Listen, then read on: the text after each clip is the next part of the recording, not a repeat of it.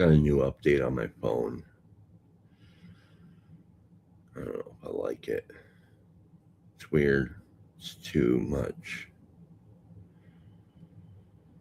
Everything's too much sometimes. Alright, well, I was watching the other day when it came on. Yeah, a day ago. Not yesterday, but the day before. Good morning, by the way. A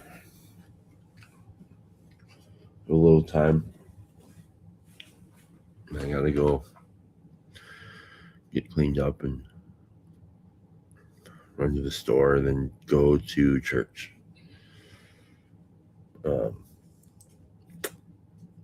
However, the other day I was listening to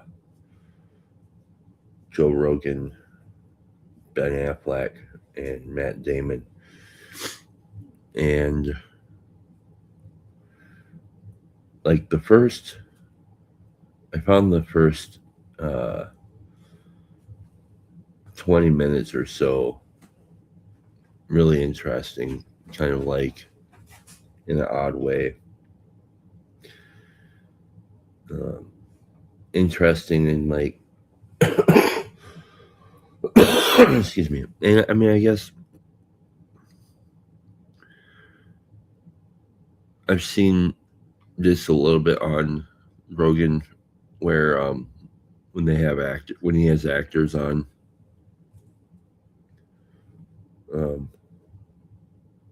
Rigsby, what are you looking at, bud? What's over there? Anyhow, when they're actors on Joe Rogan, it's often like a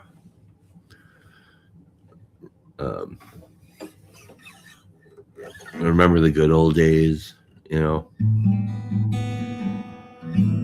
and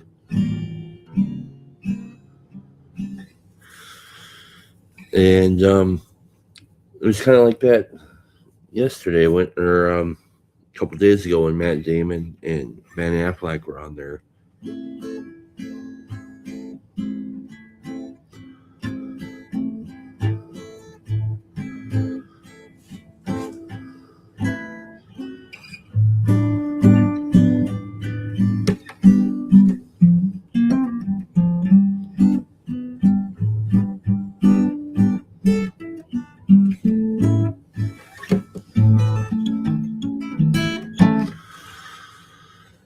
So it basically starts out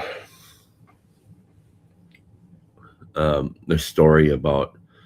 So it starts out with the Blue Church saint, um,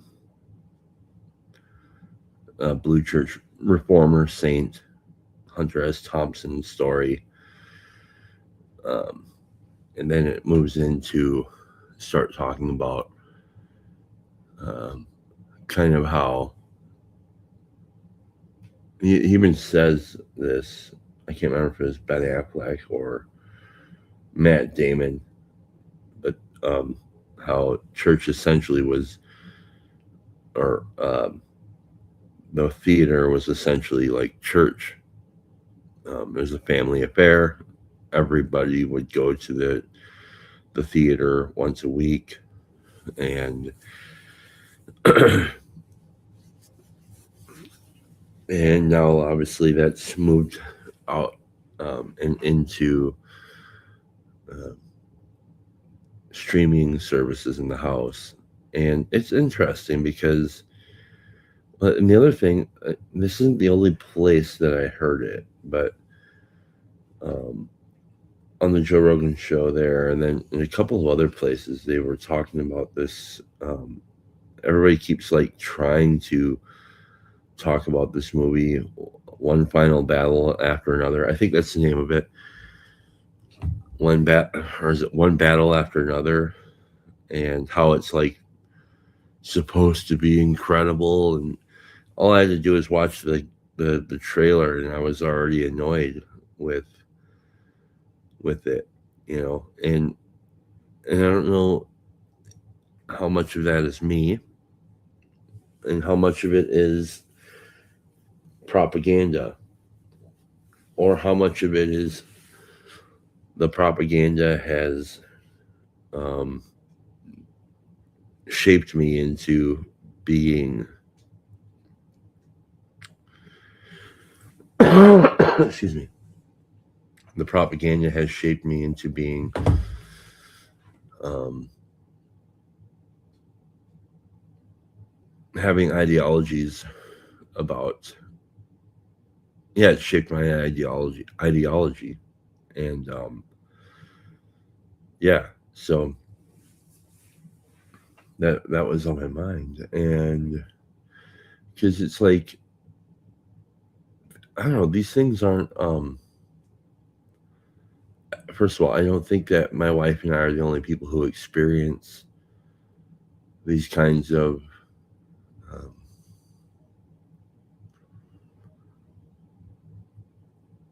dissonant experiences. Maybe that's the way of putting it, where um, when you go to watch television these days, um, and maybe this is the reason why people wouldn't just go to the movie theater, um, because interesting. If I go to the theater and I watch a movie and it has like propagandic messages blatantly strewn about it, I'll be really pissed because I'm just gonna leave. I'm just gonna be like, "This is stupid," and I'll leave. And and I'll be really upset because I paid money for that. But if I'm at home, I can put on a television show, and already right away within first 5 minutes, you can see almost the virtue signal, uh, um, ideological signals that the medium is trying to send to you, and so you can turn it off within 5 or 10 minutes. The problem is it's really exhausting because we've grown accustomed to hear and listen to stories that are entertaining, and we would watch stories or read stories for other reasons, um, not necessarily to receive messages. Now, I think people who are creating um, these bodies of work that are delivering propaganda and messages would say, well, no, that's not true. You've been actually receiving propaganda and messages the whole time. And, um, and so like I was saying yesterday, I was uh, listening to a podcast where um, they were talking about the book Lonesome Dove, and they were critiquing how um, Larry McMurtry hadn't gone far enough. How Larry McMurtry himself had claimed to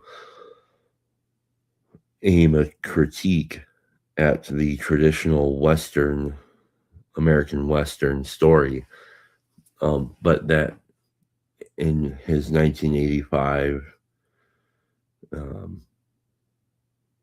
era where he tries to do this, he doesn't go far enough. So it's he misrepresenting women and people of color and all this stuff. And it's just like, good God, dude, this is how it's and and and I don't know. I know like that this kind of thinking and discussion is still relevant to some degree in the culture, but it like I think so many of us are so sick and tired of it. It's like, oh my God. All right, how do I get on there? Well, yeah, it's because Ben Affleck and Matt Damon were talking about movie theater and movies and how, you know, we floated from television into, or from theater to radio to television um, to movie theaters back into television, and but they just keep dropping this name drop of the movie one battle after another. And as I said, I watched the trailer for this, months ago, and I knew that I wasn't going to watch it because it's just so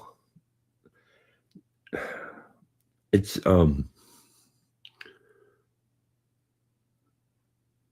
it's annoying. I think it's like it's predictably annoying is the way of putting that. Um, and boring, and also sad because you know uh, this is the way it's going to be from now on. So yeah, this idea about, well, so now they have to basically put the virtue signal in the trailers first. Otherwise, it'd be like, and they do that too.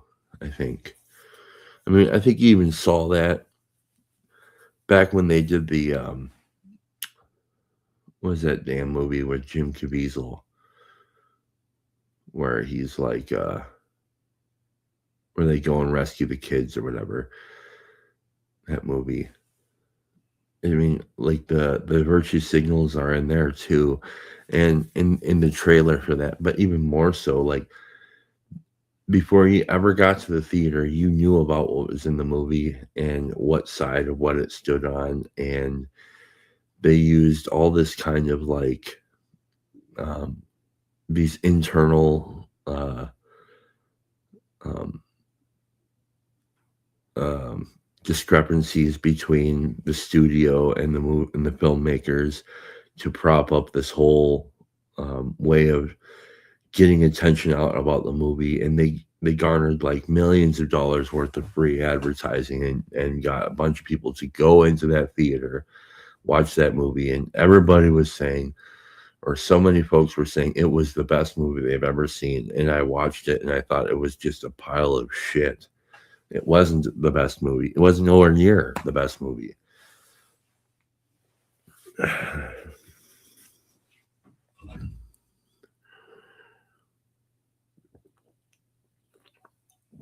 So, I mean, anybody's welcome to come in.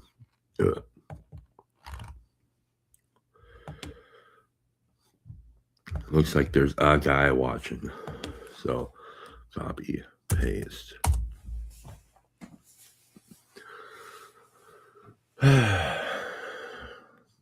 So, yeah, I thought the first at least 20 to 30 minutes of the Ben Affleck, and I love Ben Affleck movies and Matt Damon movies. I thought it was really interesting, and I think Joe Rogan, has done an incredible job. I mean, what's up, Tunji? So good to see you. Those guys had done like amazing, had done in their own work, amazing work that has changed the world. Okay, and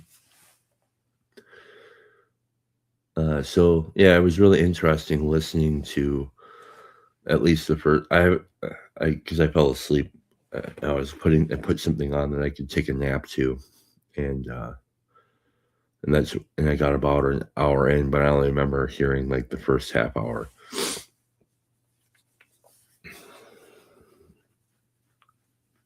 But yeah, they start out with the story of Hunter S. Thompson, and then they move into. It's funny watching Ben Affleck and Matt Damon basically more, hungry for the mic, and man, is yeah. So yeah, the Blue Church Last Gasp when I say Neo Blue Church Desperation Clinger. Yeah, they're promoting one of their new movies and also a new their new company, which has a new business model for um, how to make and advertise movies. Like they said, so they had their crew, and their crew was told from the beginning, the better that this movie performs, the more you will get paid as a worker. So you'll get your flat fee, but you'll also get bonuses if it makes, if it does better, if it performs better. And I think they released the film on Netflix. Um, so uh, so that a lot of that discussion was talking about the early discussion was really talking about um,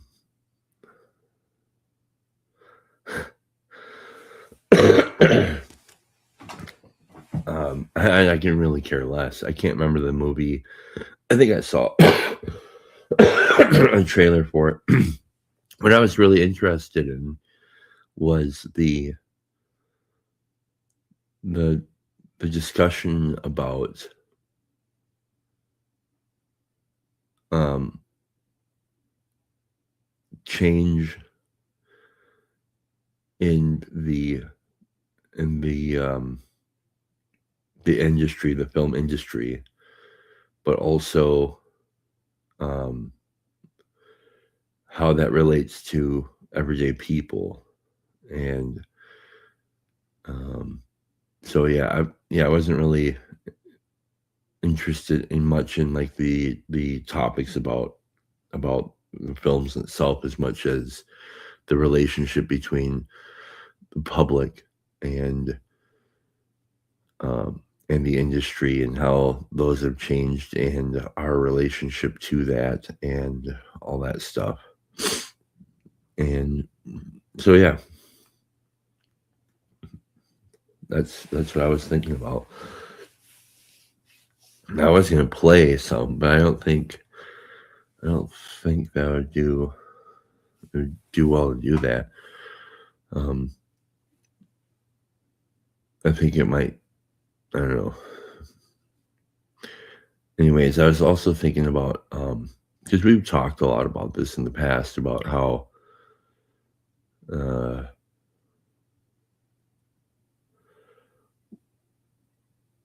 long form television, where that actually originates is um, soap operas, and talked about soap operas were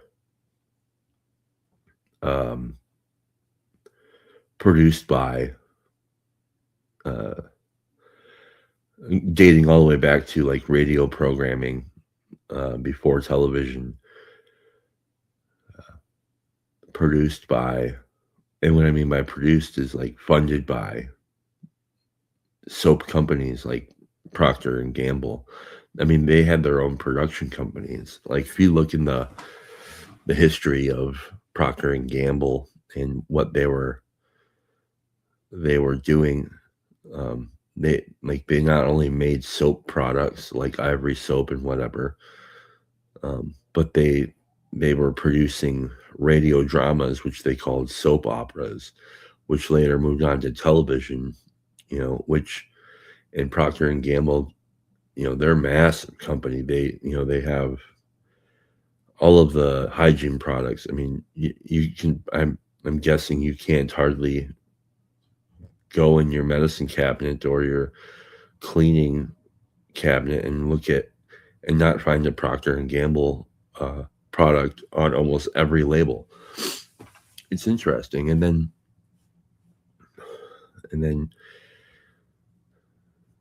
um, the major uh, companies. I would love to have the time and resources to go through and do a more in depth look at this, but the um, the big companies like Warner Brothers and um, Columbia, and all these different companies, eventually, they make the movie stars, and that's how they would get you into the theaters. And movie stars were huge. It was movie stars, and then strong writing, I think, and then a better production as far as more extravagant shots, and um, more exciting editing, and creating tension, and uh, better ways to tell the story, until it got so big that they just got too big. And then COVID happens, and streaming services were obviously going long before COVID, but they were kind of uh, uh, what's the word? What do they call that when calcified? Yeah, they become calcified, or set in stone during the COVID era, and then um, major long form stories becomes the standard. And they're trying to do it now with, like, put your movies on these streaming services, but yeah, they can't. Movie stars aren't really. They're not really the. They don't really. I mean, they kind of exist, but they don't really. Not like they used to. And so, movie stars are secondary. The franchise was made paramount, and very important, um, during the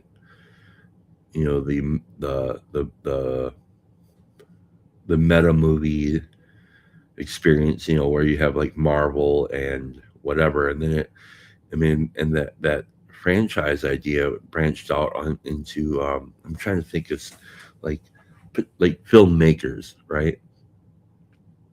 So, like, maybe a good example of this. So obviously you have Star Wars. Star Wars is a franchise, but like maybe one of the early kind of reputational franchises, as it relates to directors, is like a Kubrick. A Kubrick film is, you would go and see that, because it was a Kubrick film, which is in a way like a franchise, right? It's a well-known brand, and and so now, and you have a lot of that still happening now, where um, like Taylor Sheridan, for a long time there, that's a franchise, the whole Yellowstone franchise.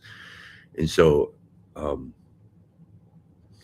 it wasn't about it wasn't the actors that were selling you, that were getting you into the seat. Um, but so that's an interesting one, because Yellowstone's an interesting one because it used a movie star on television. It used Kevin Costner to get you into the show, because you were curious. You're like, oh, why is Kevin Costner on a television show? That's really weird. And then you started watching, and you realized, damn, the writing is outstanding. It's really good.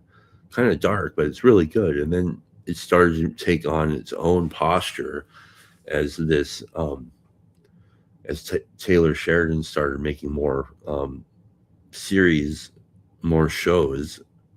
It became, you're going to watch a Taylor Sheridan show. So much so that they killed off the movie star, uh, which is a sad situation, because it was unfortunate that Kevin Costner and Sheridan couldn't figure it out, because what a pairing, and so I'm thinking about brands, a type of brand. Um, And what happens is, I think, story becomes secondary. Become story doesn't remain the the most important part, right? And which is really annoying. Now, I can't imagine that I'm the only one who thinks this. Like, I would rather see a semi well acted, a semi well, um, a mediocre cinematography, or yeah, a minimal performance in cinematography or mediocre or whatever, um, uh, an okay uh, um, score, music score. All those things I think would be completely secondary as long as the story was like outstanding. I think because I think if the story is great, it is that's the thing that inevitably will satisfy. Um, and I think, yeah, so I think whoever makes these decisions, they got it backwards. They think bigger, better shots, um, more, more music, commercialized music. Uh, we got to get like,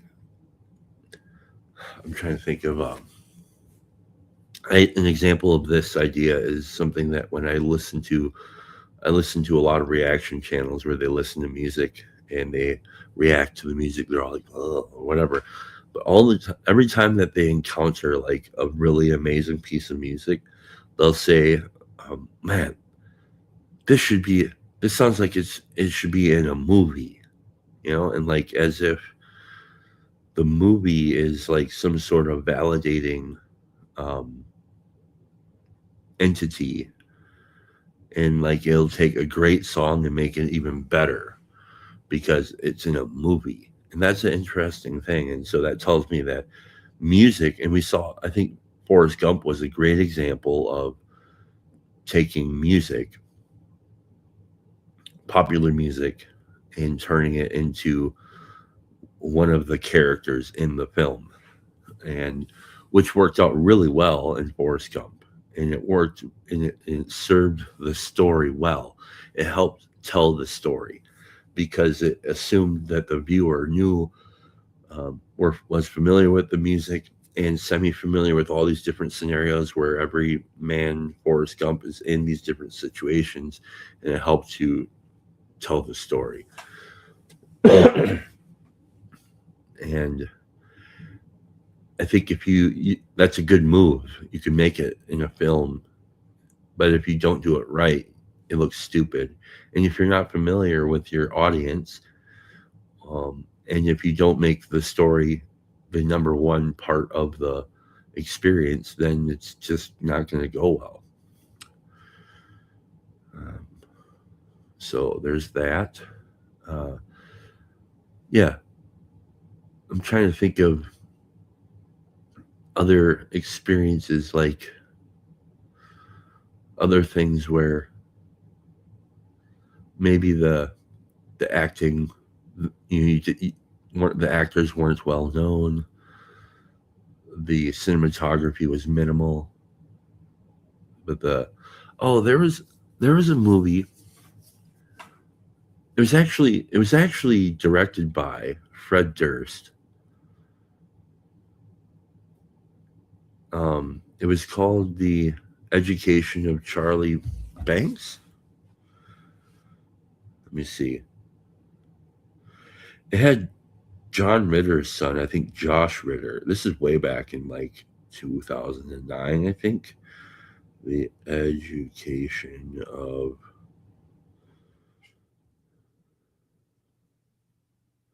Charlie Banks, 2007. Yeah, it's a thriller drama. Rotten Tomatoes gives it a 48%. What? I have to rewatch it now. See, to me, this is a yeah. Even the popcorn meter gave it a 45%. They're wrong. These I can't be like I can't be that dense for that movie where I think that that movie was so well done, but the audience thinks that the general audience didn't. See, like the story itself was really well written. It was character based, so it was rooted in characters. They shot the whole thing in like, you know, I think it was like 20 days or something. Fred Durst was the director, which is, I mean, Fred Durst. Uh, and the acting was outstanding. The dialogue was it was good. It was really good, and I just don't. Yeah. So that to me is an example of. I mean, there's a couple different um, pieces of novelty there that will get you to watch it. It wouldn't have performed well in the theaters because I think even at that time it was like an indie film experience.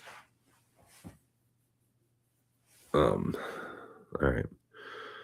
Well,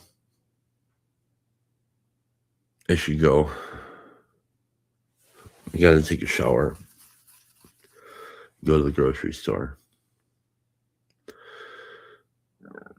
And I wish I could talk about this more. I wish there were people who were interested in these topics. Maybe I can go into 10 more minutes talking about great story. When I let's see, like an average.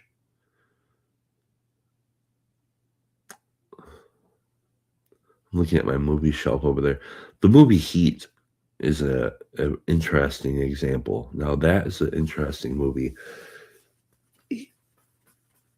Heat. You had a script that was originally a pilot for a television show. Michael Mann had been writing that, so he already shot a good portion of it, maybe even the whole thing. And then it didn't do anything. I think they didn't use it, and so then he later on somebody comes along and says you should make this into a film, and so like a movie. So he rewrites it and works out all the kinks and areas that didn't work. And they get two really big actors at the time, which is Robert De Niro and um, uh, Al Pacino. You know, you got the cop and the robber, and you know, the cinematography is great. The the use of the score is outstanding. You know, when to use the music, when not to use the music. You have really strong characters. That all the actors did a really great job in making their characters come alive, and the story was really well told. And in my opinion, that's the best movie that was made in the 90s. The best, at the very least, the best thought provoking action film, anti hero story that was told in the 90s. And it was great, it was outstanding.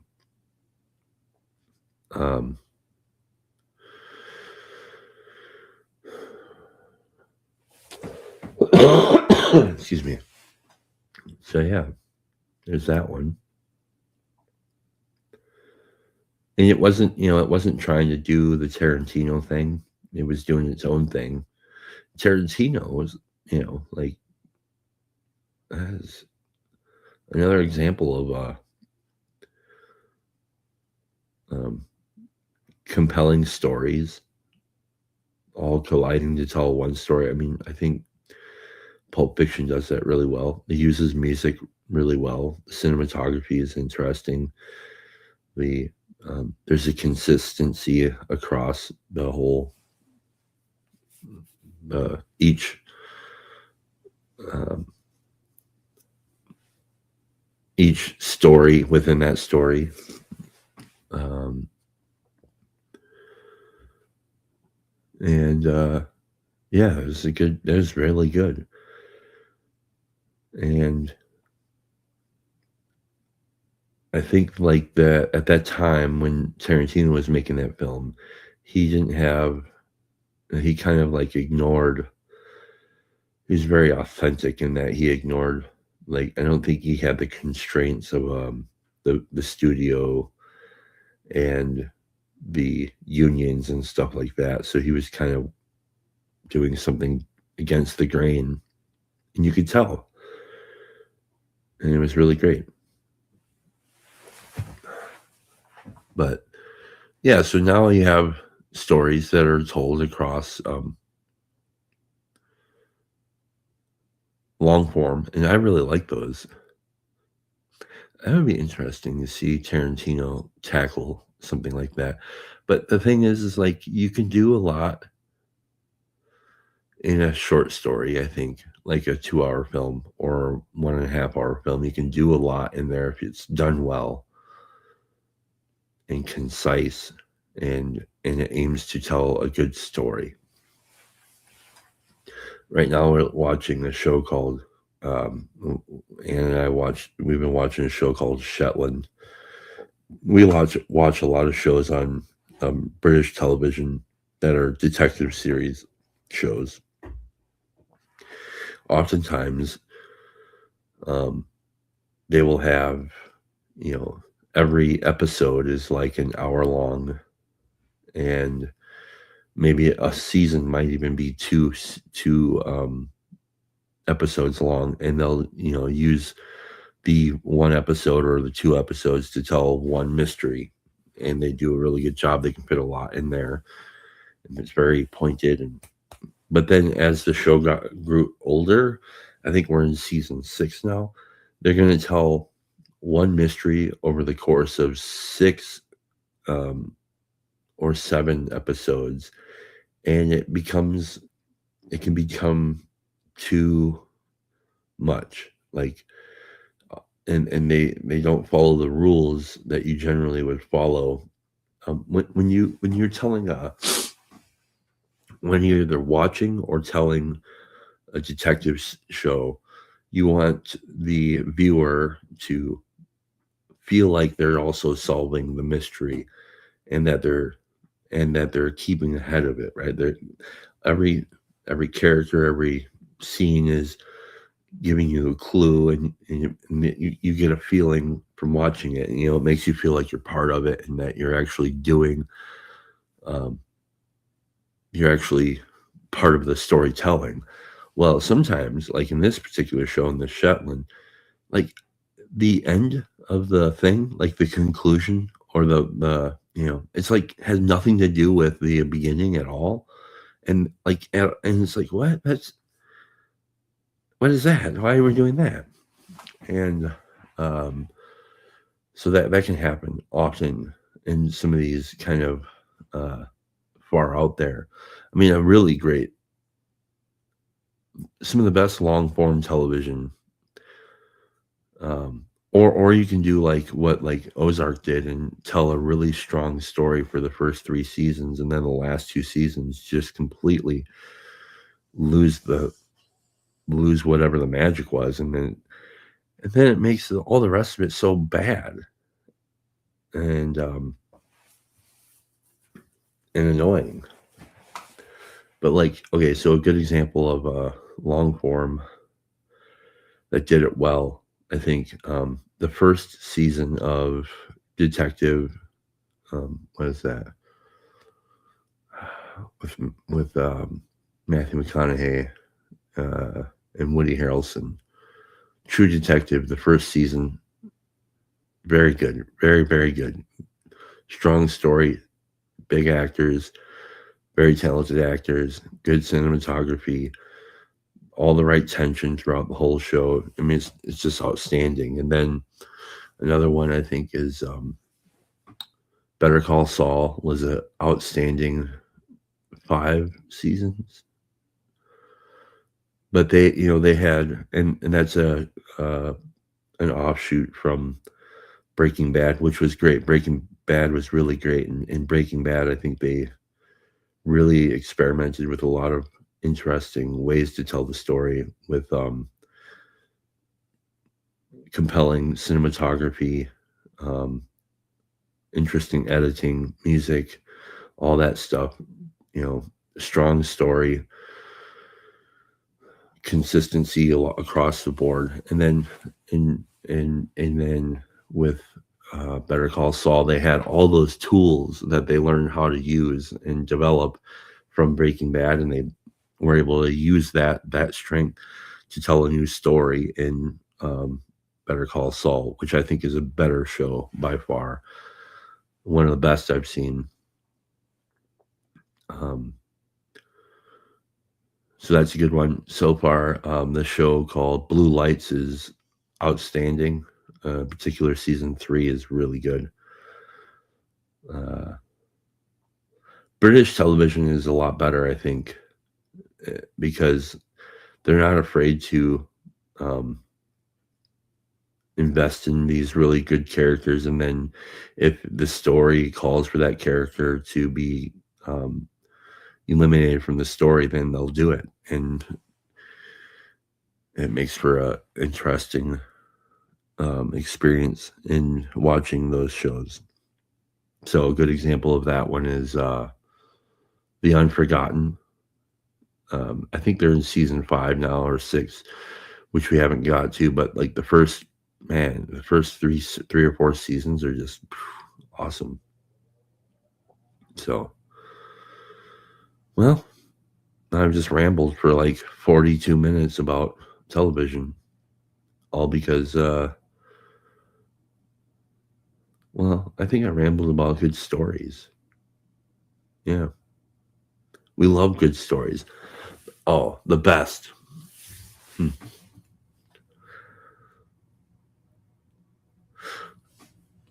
Okay, had they not made any films at there's two. Um, Babylon 5 is outstanding. If you go to if you watch Babylon 5, the first season is a lot of almost like setting the stage, a lot of background. It's hasn't found its sea legs yet, but then by the time you get, in my opinion, you could watch Babylon 5 and end at season 4, and that'd be amazing. Just stop there, and it'd be like outstanding. The the show that was like, I think probably the best. Well, so we watched Downton Abbey because we first watched a show called Upstairs Downstairs, which was made in 2010 or something. Upstairs Downstairs, I think, is 2 seasons long, and then it canceled. It's either 2 or 3. That was so good. It was so good that I thought, wow. I mean, everything about that show is really good. And then Anne's like, well, we can watch Downton Abbey. And I thought, oh, Downton Abbey. Well, I watched that, and I thought, that show had the best ending I'd ever seen. And so much so that I thought about it for like a week. I was so happy. It was so satisfying. And, they made a couple of movies after the fact, television movies or whatever, that are connected to it. But if you never watch those movies, then that's fine. Because if you just watch the show portion of it, it's perfect. What's another long form television? Oh, the OA was really good, but we all know the story. Those of us who know the OA was so good, but then it like was abruptly canceled after season 2. But that was wow. Peyton Place was a soap opera full of sex drama. Never seen it. I never seen it. Yeah, I'm not a big fan of sex being the kind of selling point. Again, if these different things are like the central point rather than the story, then you're doing it wrong, you know. Um, and I mean, I think that's why I was kind of shitting on Requiem for a Dream. That wasn't a good story. It just wasn't. And so they used all these different things like sex and drugs and then kind of well-known actors to get you into the seat to watch this pile of shit, this sad pile of shit. Um, but yeah, um, there are no more movie stars. They're not really stars anymore. They're not. Um, there's something else. They are what basically the Big Mac is to McDonald's. You know, like you know what I'm saying? Like they are the Big Mac isn't the star of McDonald's.